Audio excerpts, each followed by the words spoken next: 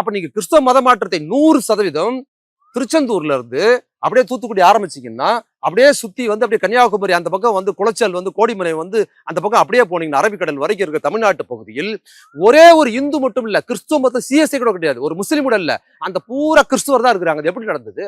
அப்போ உள்ளூர் கோயில் கூட வராத போது எங்க இருந்தோ வந்தவங்க அங்க ஒரு சர்ச்சு கட்டுறாங்க. சர்ச்சு கட்டி இங்க தீண்டாமைக்கு உள்ளாக்குன ஒரு கோயில வழிபடக்கூடாதுன்னு சொன்ன மக்களை கூப்பிட்டு ஒரு அழகான சர்ச்சு கட்டி கொடுத்துட்டு வழிபாட்டு உரிமை வந்ததுனால அங்க உள்ள போனா இவன் சொல்ற மாதிரி பால் பவுடருக்கு மதம் மாறணும் அவமானப்படுத்துறது. அப்ப உழைக்கும் மக்கள் மதம் மாறி போனாங்கன்னா அவங்கள காசுக்கு போயிட்டாங்க, பால் பருவு போயிட்டாங்க, கேவலப்படுத்துறது. நீ வழிபாட்டுக்கு தடுத்து வச்சிருந்த, அவங்க இறை வழிபாட்டுக்கு தான் போனா, கடவுள் நம்பிக்கை இல்லாம மக்களால் இருக்க முடியல. எனக்கு கடவுள் நம்பிக்கை வேணும், போனா உள்ள விட மாட்டேன், நான் என்ன பண்றது அப்படின்னு அவங்க வந்து வெளியில இருந்தது. கோபுர தரிசனம் கோடி புண்ணின்னு எதுக்கு வச்சிருந்த?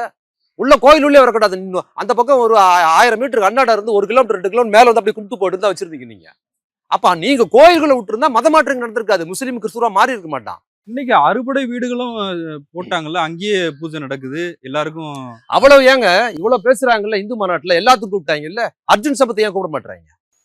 ஆந்திரால வந்து கூப்பிடுறதுல அர்ஜுன் சபத்தை இங்க அட்னஸே போடுற திராவிட இயக்கத்துக்கு எதிராக, பெரியாருக்கு எதிராக, இஸ்லாம் கிறிஸ்துவ மக்களுக்கு எதிராக மிக மோசமா பேசுவது மட்டும் இல்ல, இந்த இடத்துல பிராமணர் தான் சொல்லி பிராமணர்களுக்கான மாநாடு நடத்துறது வரைக்கும் பண்றாரு. எந்த பிராமணராவது கூப்பிடுறாங்களா அவரை? நீங்களே பேசி பாருங்க, ஏன் அந்த மாநாட்டுக்கு அர்ஜுன் சபத்தை கூப்பிடல? ஏங்க அரசு நடத்துற மாநாட்டுல ஒருத்தர் உள்ள வராருன்னா அவர் வெளியே போன்னு சொல்ல முடியாதுங்க. அவர் வந்து துப்பாக்கி அந்த பாதுகாப்போட இருக்கிறவரை வந்து போலீஸ்காரர் அனுப்பிச்சிருவாங்க, உள்ள போங்க, விஐபியில் உட்காந்துக்கலாம். ஆனா உங்க மாநாட்டுல உங்களுக்காகவே சண்டை செய்யறது, உங்களுக்காகவே ரொம்ப இழிவாக பேசுவது திமுகவையும் திராவிட இயக்கத்தையும் பெரியாரையும் முஸ்லீம்களை அவ்வளவு கேவலமா பேசுற அர்ஜுன் சம்பத்தை நீங்க ஒரு அழைப்பு மேடையை ஏன் ஏத்துல?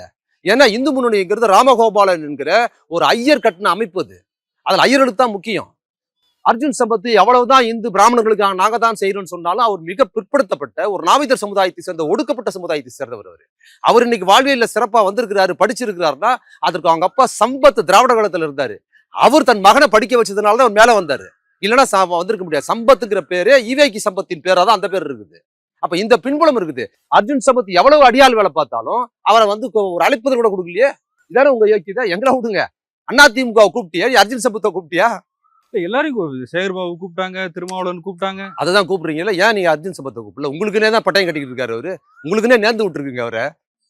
நீங்க எல்லாம் என்ன பேசணும்னு நினைக்கிறீங்களோ அதெல்லாம் உங்களை ஒரு மேல போய் உங்க விசுவாசத்தை காட்டுறாரு. ஆனா அவருக்கு நீங்க அழைப்பதிலே கொடுக்கல, அவர் கருத்தே சொல்லாம உட்காந்துருக்காரு. இப்ப அவர்கிட்ட போய் கருத்து கேட்டீங்கன்னா அவரு ஏதாவது சொல்லுவாரு.